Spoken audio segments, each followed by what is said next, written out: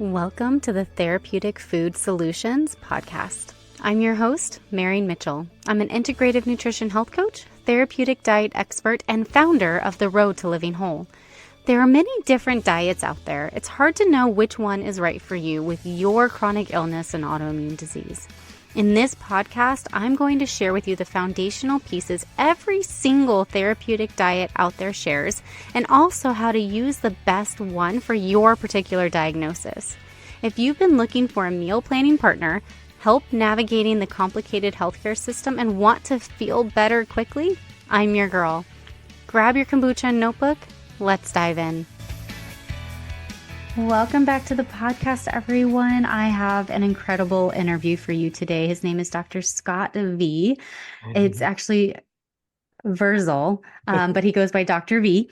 And for your sake. Yes, for ease. You know, no one likes to have your name slaughtered over and over again.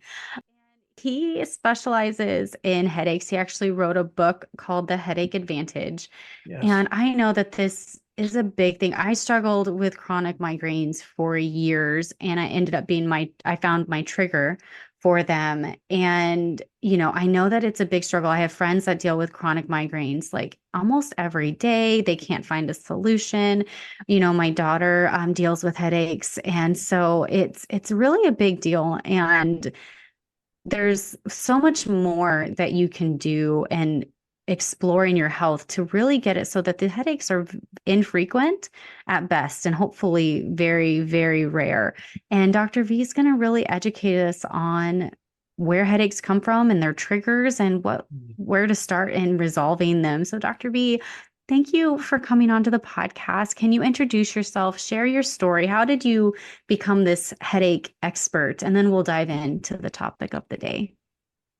Thank you. And thank you for the opportunity to share. It's definitely a passion. Like you, I had headaches, right? And like so many of us, and most of us in the healthcare industry have experienced that kind of thing. And for me, it was the pounding headaches that would come on every time I did bench press as a young lad, trying to be buff for the girls, right? Right. And get these headaches and tried all the aspirin, Advil, over the counters and so on. And it wouldn't touch it. And so, I had to back down on my working out, and then I'm like, forget it. I need to work out. And so then they'd come on harder and last longer and all of that. So the medical approach, oh my, you might have a aneurysm. We need to get a CAT scan and that stuff. So I went through the medical model and got the dye injected, did a CAT scan, and their final conclusion was, you don't have an aneurysm, go see a psychiatrist, So it's all in your head, right? We don't have an answer, it's in your head.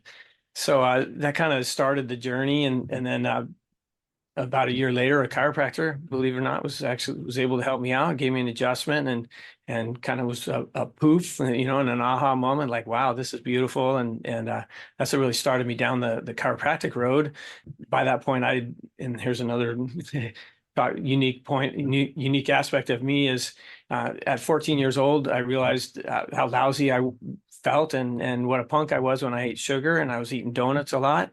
And so I was diagnosed hypoglycemic. So at that point, I had cut out sugar several years, and then I had the headaches, and I was a bodybuilder. So the structural nutritional correlation was definitely where I had been wired all along. And so as I dove into, discovered that chiropractic could have the structural and the nutrition, and I could understand the body better and feel better, it was a natural fit. So that's how I ended up in chiropractic, and then I got exposed to an approach called applied kinesiology that correlates muscles with organs. So kind of the unique gift or the unique offering through applied kinesiology is, I say, tell me where it hurts, and I can tell you what the cause is ultimately. And so using the tools within applied kinesiology is how I was able to identify and ultimately whittle it down to the 7 specific patterns of headaches. So each of those 7 patterns has a different organ correlation or a different organ trigger for them. So, we can talk a little bit about tension headaches, the suboccipital, the back of the head headaches, because they relate to thyroid. And so I suspect a lot of the moms, and so that affects fertility, affects mood, affects weepiness, affects weight, hair, all that, hair volume, all that. Even I call it wittiness. The thyroid kind of helps us come up with the dad jokes, and be on our game. So we can talk about thyroid. That's a suboccipital headache. And then the frontal headache, when it's all across the front, is associated with high cortisol, and its chronic inhibition on the stomach, is what ultimately sets up the frontal headaches. Hmm. So those can relate with chronic cortisol. That tends to deactivate the thyroid hormone. So then, a person can have both, and that's what a mess that would be in the head. Yeah. So, Yeah.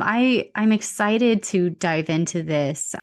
I'll share a little bit about my migraine story that I shared with you before we went thank you. live. Was through college, I was a chronic dieter and I was always trying to be really skinny. And so one of my favorite snacks was popcorn. So I ate that like every night. And then of course, a lot of processed food and things, college food and stuff has high fructose corn syrup in it. Even though I was dieting, you still eat a lot of processed food, because calories matter more than nutrients at the time, right? And I was getting migraines, several days a week to the point that I could not function. I had like bright light. I couldn't handle bright light. I would start to see dots and then I would throw up. And the only thing I could do was I ended up getting on some pharmaceutical that help. It did help, but I'm taking it 3 or 4 days a week. It's $21 a pill. It was ridiculously Wow. expensive. And it was the only thing I could do to graduate from college, right? Fast forward, my son's born and I want to actually get healthy. So I start eating clean, which eliminates a whole lot of corn and just empty calories and really focuses on nutrition. And my migraines went away. Then my dad got diagnosed with autoimmune disease. We went gluten free. Everything gluten free has corn in it. Migraines came back. Process of elimination took way too long to figure out the root cause of my headaches, right? And it's like so many people don't ever get the answer. Right. And so that's what Right. we're going to talk about today was like, hopefully you don't have to go through this like years long process like I did. And Mhm. now you have this place to start. So yeah, let's dive in. Like, first of all, I think before we really zone in on the two types of headaches we talked about, the back and the front, Right. can you just give us a brief rundown of the 7 patterns of headaches? For sure. And that's a great place to start because our goal with this is to provide solutions for people and help shorten the journey, the long journey that you unfortunately had to go through, right? Right. And so the 7 patterns of a right-sided headache is a gallbladder concern. So we want to look at triggers that would adversely affect the gallbladder. Big surprise food for that is typically going to be tomatoes. Believe it or not, tomatoes affect Oh. acetylcholine and some of the triggers for gallbladder. So right-sided headache is gallbladder. Left-sided headache is a stomach, weak stomach, poor stomach acid, low stomach acid. So that's a left-sided headache. Then we talked about the frontal headache tends to be high cortisol and its inhibition, chronic inhibition of stomach. Think ulcer in that regard.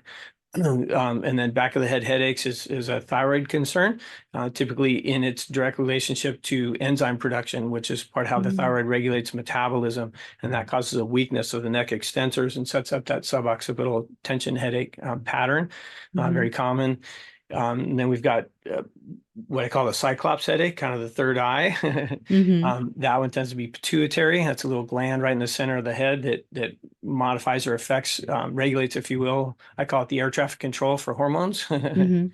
So that's a pattern. What did I miss? Frontal. And then bitemple, when it's both temples, is hormone. So ladies, that's your monthly cycle, that sort of stuff. Typically, it's estrogen metabolism because that is so profound. Mhm. Estrogen metabolizes through several key pathways in the liver. That's kind of potentially the trickier part is identifying which pathway in the liver is compromised and not breaking estrogen down specifically. I mean, get a little techie on you. There's a pathway in the liver called sulfation. That's the one that breaks down the cortisol. So potentially related to what you and your son, it was your daughter, I think you said Yeah, that daughter. this Mhm. one potentially could have an issue with that sulfation pathway where cortisol, the stress hormone, gets broken down. So we'd Mhm. want to look at, the garlic, the onions, high sulfur foods, um, and to help facilitate that pathway to break down the stress hormones, for example. And corn is one of those that can actually inhibit it, if you will. Yeah. Did I give That all 7? I think I I gave I 7, right? think I think so. Two, Yeah, three, one, two. four, five, 6. Ye- Did I miss one? I think so. Yeah. Yeah, because we talked, I think there were six.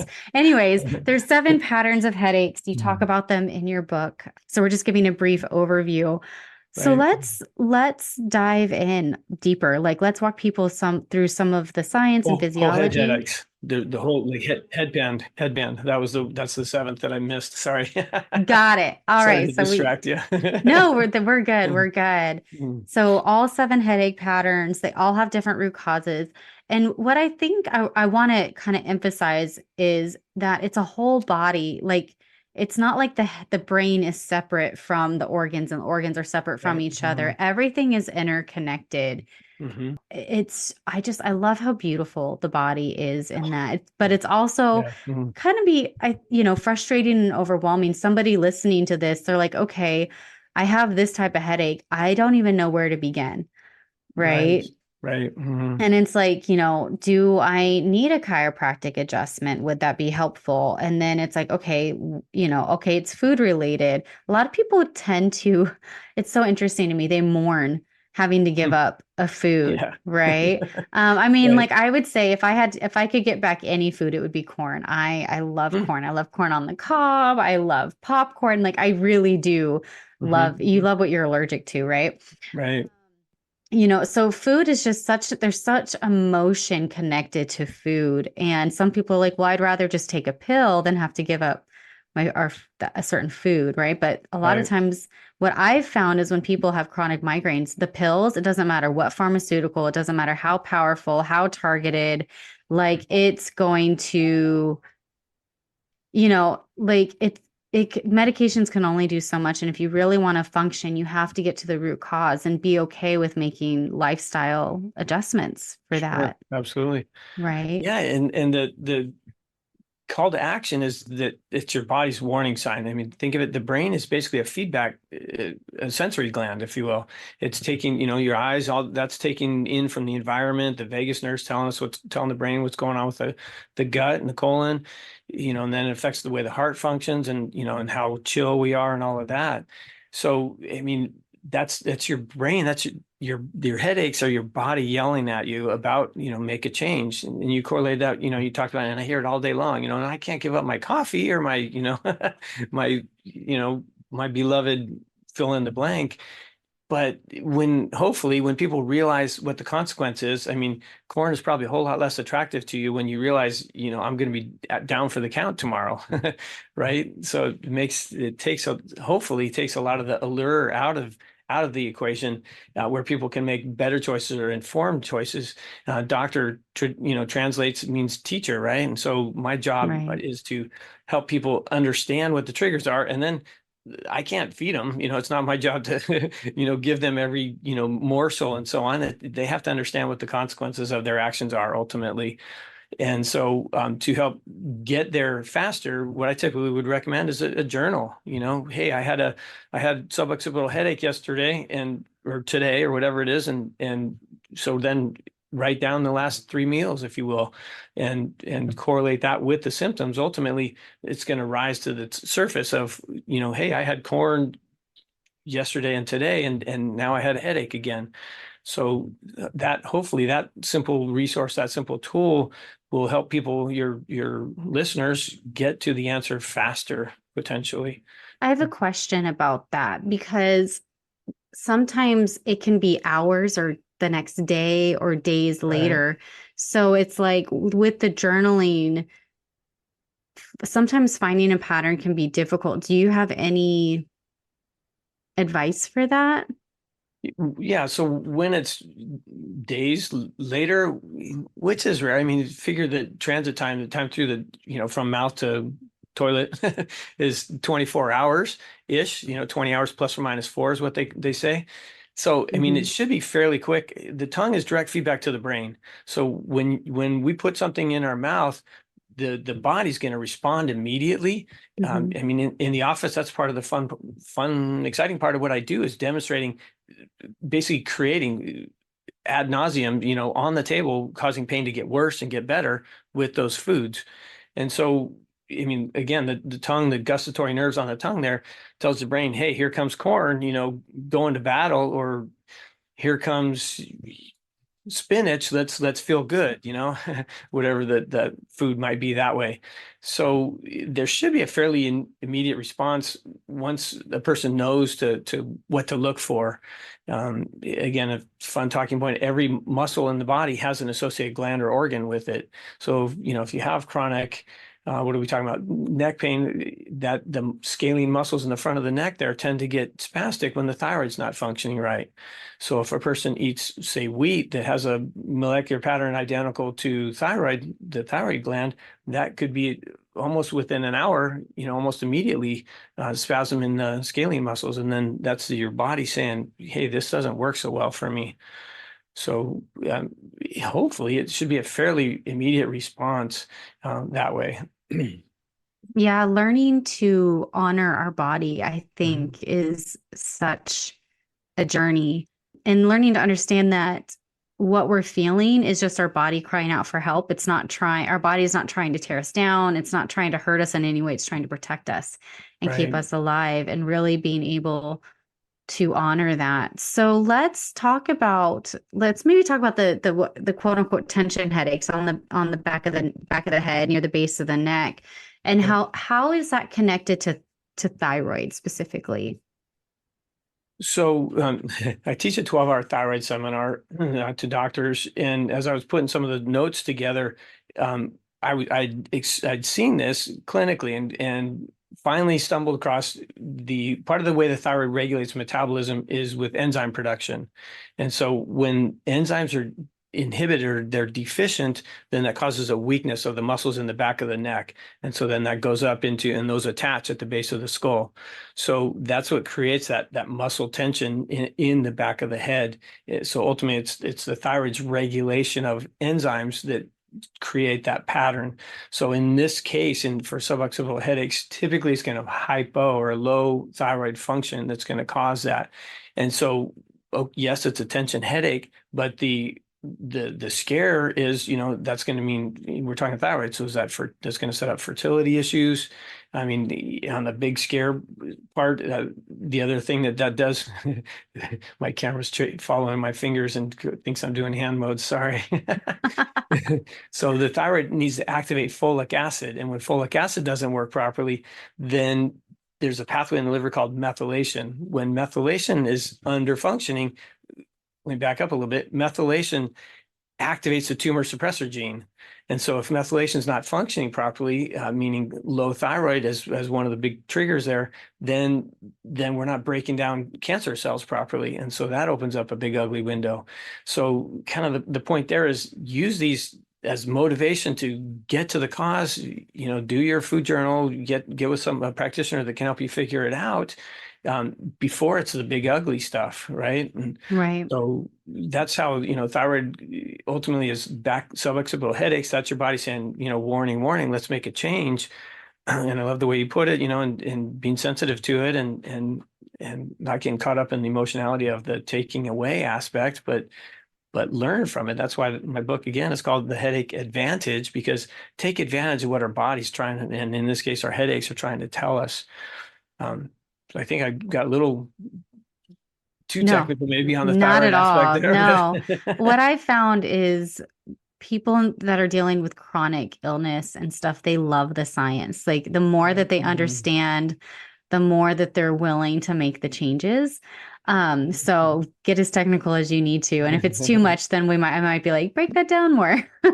Beautiful. Okay. So that's how it's so interesting because I always thought tension headaches were because like my muscles were Right. tight, right? Mhm, mhm. And but I remember when I was dealing with adrenal fatigue, I was getting more of like the frontal headaches, like you talked about. Right. Mhm. And then when I was as it progressed, my headaches moved to become tension headaches, Yeah. right? Right. Because my cortisol was like flatlined, like there wasn't much Mhm. there. So it's so interesting to be like, oh, like once understand where the headaches are coming from, you're able to make targeted decisions. Because I feel like a lot of times health is throwing spaghetti against the wall, and you're just hoping something Right. works.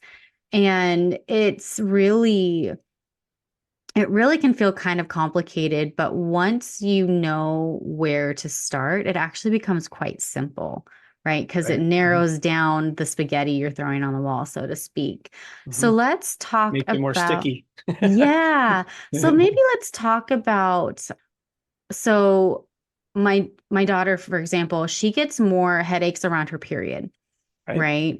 And so if somebody is struggling with that, it's where would they begin? Like, Mhm. Mhm. so if we're talking like hormone based headaches, where do you begin with that? Great question. So again, and super common, right? Hmm. So again, tension headache or not tension, I call it bitemporal or both temples, is a hormone related headache. So that's our first potential indicator. The muscle that's going to get weak or tender or spastic is the glute medius muscle. So that's basically kind of right below the belt line. Hmm. And so that's going to cause the hips to kind of shuffle as the person walks. And so there'll be pain in that area. Again, that's the body's early warning sign that estrogen is not metabolizing properly. Another unique pain point is tennis elbow, where the person gets tenderness on the outside of the elbow. There's a hormone acupuncture point right on the radial head, technically on the outside of the elbow there, that gets very tender. That one specifically is going to mean typically it's sugar that's inhibiting or compromising um, causing estrogen dominance, if you will. So Hmm. if one eats too much simple carbohydrate, sugar, candies, stuff like that, especially in the youth, in the younger high hormone producing years, the outside of the elbow there is going to get very tender and be the alarm that, oops, we made we're making mistakes in estrogen metabolism. As the gals get towards the hormone transition years and they're starting to produce less hormones, then it tends to be more fructose or too much fruit sugar will cause the hormones and set up the hot flashes and the menopause, perimenopausal symptoms. So typically I'm recommending in those circumstances, hey, reduce your fruit intake and you'll do much better. My unfortunate example of this is a gal that was going through that season, had a backyard full of fruit trees. And so every summer she's like, woohoo, the fruit, fruit's in season. And she'd literally live on fruit. And I kept saying, back it down, chill out. You're heading towards diabetes. Unfortunately, she did not, and diabetes ended up taking her life. Oh, So that's we, unfortunate. and I mean, she made it to their mid 60s before it, caught up to her. But it was simply just too much fruit in her case. It was messing with her hormones that then sets up all the ugly, the other cascade down the road. Yeah. So let's learn from her example. Let's make her life have meaning now so that other gals can make these choices and not have to go down that road. So Yeah. those are a couple of the easy changes. Typically, refined sugar or too much fruit can compromise estrogen. What that does is cause insulin for the female causes estrogen to convert to testosterone. So that's then acne. That's funky hair patterns that the gals might get, facial hair, stuff like that. Hmm. That's a simple, what I would say as a sugar-free guy, a simple solution. Right. But then we go down the road of estrogen metabolism, which has a lot to do with liver and liver detoxification. So functionally, symptomatically, when the liver's not working, a person's going to have rough sleep and potentially wake up between 1 and 3 in the morning. That's Hmm. an early warning sign that the liver is not doing what it needs to do. Potentially dark circles under the eyes, some triggers like that, brown spots on the skin. That's a methylation concern. So those are some signs that the liver is not functioning as it should. Tight hamstrings. The hamstrings tend to get tight when the liver is not functioning as it could. So then, person has trouble touching their toes. So these are all signs that the liver is not doing what it should. And in the hormone world, that means potentially not breaking down estrogen properly, which opens up, the big ugly window. So that's again our early warning signs that we want to get the liver functioning better. So back down on the processed foods, like you're talking about, to de-stress the liver, reduce trans fats, reduce some of the chemicals in the person's environment that might be stressing the liver. Hmm. Um, herbs like milk thistle and there's all kinds of herbs and things that are going to help facilitate liver detoxification. So those, excuse me, sorry, it's getting over that, and my camera followed me.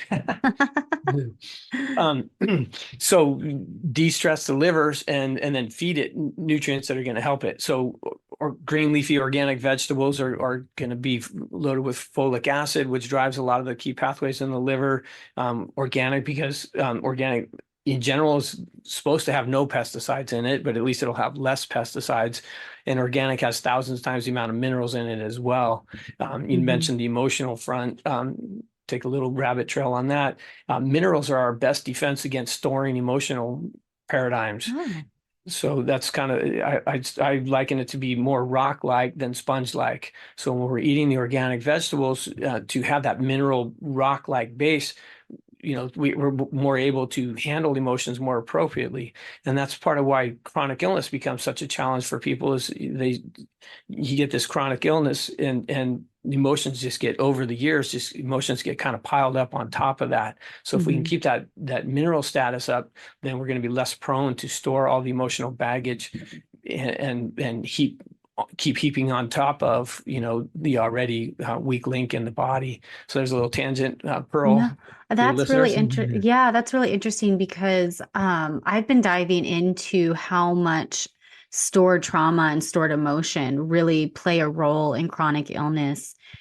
I think it's really cool to go, oh, yes, you're dealing with stored trauma, and all of that and releasing it, but also to be able to release it, your body needs the proper fuel to be able to function and be able to Right. release that's those stored emotions, right? That we tend to pile down. Right. That's really, really cool. Like Mhm. I love just whenever food can play a role in helping the body heal. I geek out over it. Um, so it just is kind of going a little bit off point, but in your opinion, is it better to get minerals from food than it is from supplements? Yes to both. Okay. Yes, I mean, yes, the ideal would be to get them from our foods. The challenge is most soils are so devoid of, especially when we're talking about zinc. Simple sign that the person's zinc deficient is the white clouds in the fingernails. So if you have those, and zinc got a lot of press, a lot of PR, with COVID, because zinc is very antiviral. Zinc is also very beneficial in helping to break down those hormones and so on. So some of those liver pathways we talked about are very zinc dependent. Symptomatically, loss of smell and taste is a sign of zinc deficiency. So when our soils are deficient or depleted of zinc, then there's no zinc in the plants that those Mhm. grow. So yes, the dream, the ideal is to get it through our foods, our organic foods, and but often we would do well to supplement with a mineral supplement of some sort. Again, because they're so profound. I mean, mineral deficiency and toxic metals are a couple of the key players in setting up leaky gut. And so here comes another tangent that we're going to end up making this a 10-hour podcast. Sorry, It's all good. It's all connected, so let's talk about it. Right. So minerals create the strength, if you will, the tension to hold the gut barrier together, whereas toxic metals kind of break that down. And glyphosate, pesticide in wheat, corn, soy, tends to break that barrier down. So then there's only a single cell layer between the intestinal lining, think your colon, right, and the bloodstream. And so when that breaks down, toxins, if you will, get into the bloodstream and trigger the immune system. So there's a lot of your chronic illnesses. I know you talk a lot about autoimmune conditions. That's the initial breakdown that sets up that what they call the current term is molecular mimicry. So if you eat something that then has a protein structure like the thyroid, for example, gets through into the bloodstream and then launches or accelerates the attack against the thyroid, for example, or the brain, God forbid, or the adrenals, and then we end up with lupus and those types of conditions. Autoimmune conditions are bananas now. They were already a pandemic. Now, since the pandemic, they're even more so because of how the virus and unfortunately the vaccine have adversely affected the immune system and the way things work, especially that methylation pathway that I was talking about a minute ago. That opens the door dramatically for a lot of autoimmune conditions. And so we want to taking a mineral supplement is going to help tighten the junctions in the intestine so that we're less prone to have those chronic autoimmune conditions or open the door for it in the first place, right? Prevention is the best medicine. Definitely. Mhm. Definitely. I can say that like even in my friend circle, not just my clients, but in my friend circle since the pandemic, the vaccine and the virus and everything that they're noticing autoimmune type stuff. My best friend just texted me yesterday that she's like, "Hey, I have this weird thing happening and it should be autoimmune and like, what do I do?" Right? Mhm. And Right. it's just it's so interesting, but I also feel like that people hope that a pill will take care of it so they don't have to change their diet. Yeah. Mhm. And there's no way around it. You have to do both, Right. right? Right. Mm. So we talked about the hormone and the temporal and like PMS and all that stuff, but let's talk about men for a minute. So a lot of women are taking care of themselves and then they hear things and like, oh, like what about my spouse? So can we talk about men a little bit and what are the typical headaches that they have? Have you found a pattern for that? Okay. So sorry to categorize, but men are the providers, right? Tend to be more stress oriented. So potentially a frontal headache, um, depending on, if they're not taking care of themselves or eating, processed foods and, Drinking a lot? stop, yeah, coffee, that sort of stuff. Hmm. Um, Eating fast food on their way, on their lunch, break or whatever it is, that's going to set up a gallbladder, a right-sided headache, because the gallbladder needs to get rid of those toxins, right? It goes through the liver to the gallbladder, out through the intestine. So that gallbladder tends to get congested when we're eating too many processed foods and junk like that, if you will. So that would set up a right-sided headache. Symptoms of that potentially is memory recall concerns. There's a brain chemical called acetylcholine. When that is low, then we have trouble pulling up the words, names, facts, figures that we should already know. Hmm. That's an early sign that the liver and God forbid, Alzheimer's, right? Because that's the mechanism, long-term scenario there. So and then right knee weakness would also be associated because the popliteus little muscle in the back of the knee gets weak, and so the knee is a lot more unstable. So those are signs that the gallbladder is struggling. Again, the other sign with that is the right-sided headache. So that's going to be a little bit more common in a gentleman that's doing the fast-paced life, trying to lovingly provide for the family and so on. Um, Right. again, the temple headaches is a hormonal concern. I Hmm. talked about in women, sugar causes estrogen to convert to testosterone. It's the opposite in men. So when men eat too much carbohydrate, of course, think carbo belly and that sort of stuff. But Hmm. that is also going to that insulin, in the presence of insulin, testosterone converts to estrogen. So then the man's going to cry at chick flicks, and some of them Right. might be kind of fun for the spouse, Right. see some emotionality out of their husband. But long-term scenario on that is not good. And so, they develop a Right. carbo belly if they're eating too many carbs. Then that causes lower libido and lower drive overall. Um, and then Right. potentially the hormone headaches, the tension, the tennis elbow and things like that. Ultimately, I guess the other concern for men is prostate health. A simple food solution there is milk. Unfortunately, the milk protein, casein tends to coagulate, if you will, or hang out right around the prostate. So that sets up a prostate enlargement and some of the prostate triggers there. So that's a simple diet change to help keep men's prostate healthy. Zinc is huge. It's typically a zinc deficiency that causes the prostate to enlarge. So keep your man fed with. I hate to judge that way. I'm just making category. More We ha oysters, more Yeah, oysters. more oysters and pumpkin seeds, right? Yeah. There you go. Date night, honey. We're going to the oyster bar. That's right. That's right.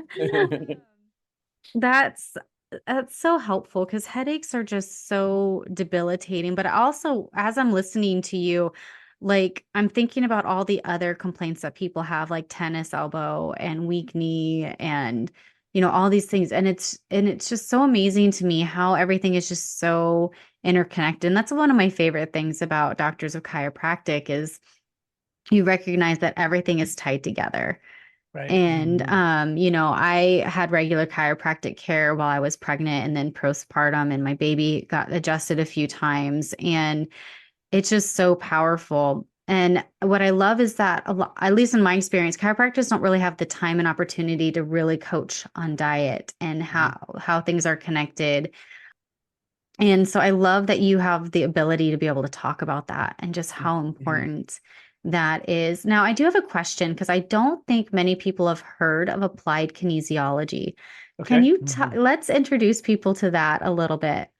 Beautiful. Yeah. So the so much to talk about in that realm. Well, what is it? So basically, Dr. Goodhart in the 60s so the story was the delivery guy, we'll call him the UPS delivery man, would come into the office and had back pain. Dr. Goodhart helped his back pain, so Dr. Goodhart being the playful guy, he when the UPS man is in the reception area, hey, how's your back? Yeah, my back's great, but I still have my wing scapula, my weak shoulder, and so that there was this bantering going back and forth. And so Dr. Goodhart said, well, I need to figure this out for him.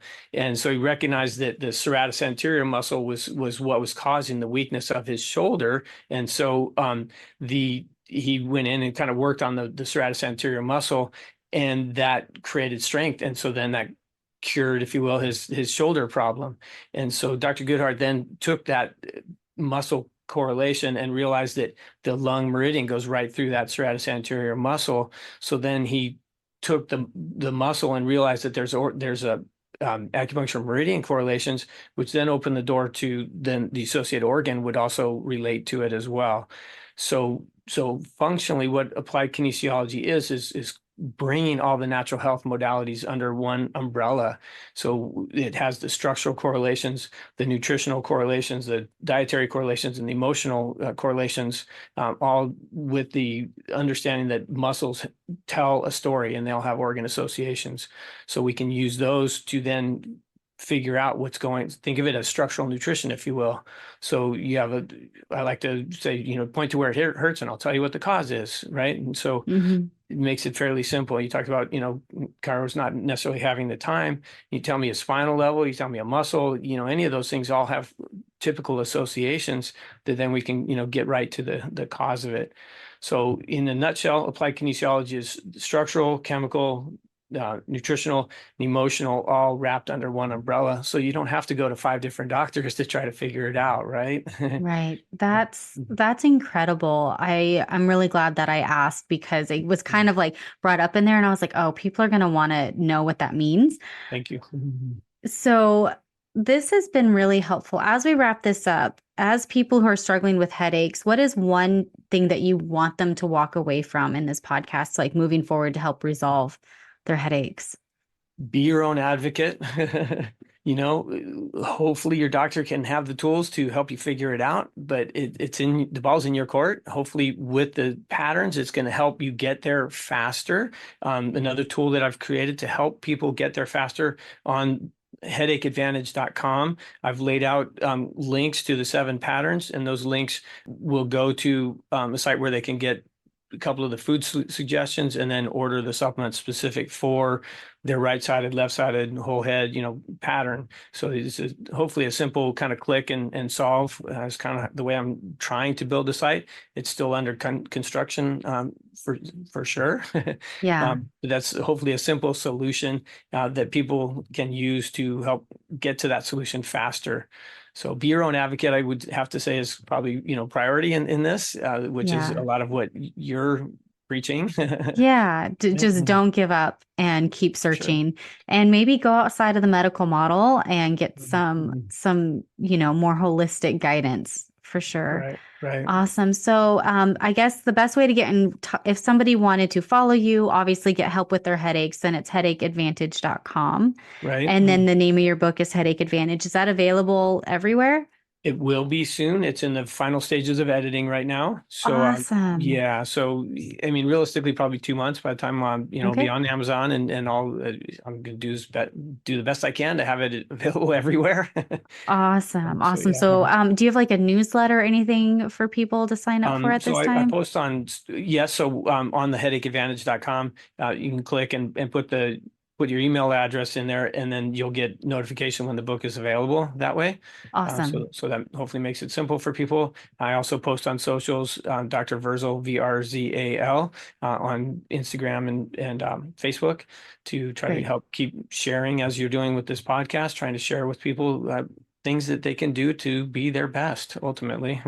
Awesome. Thank you again so much for joining us and demystifying headaches. I feel like that's like the one thing where you're just searching for something because you can't function when your head hurts. Yeah, So thank yeah. you for tackling that and bringing it to the surface. And I look forward to hearing people's stories on how you help them. Marian, thank you for the opportunity. It's been a pleasure to share, and I appreciate what you're doing and trying to help our fellow suffering humans. Thank you. Thank you so much for hanging out with me today.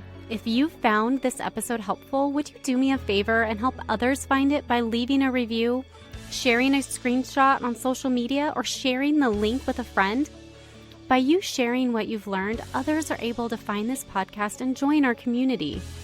Be sure to check out my website, www.roadtolivingwhole.com, for over 160 delicious recipes, a variety of meal plans, and a blog packed full of even more healthy living tips.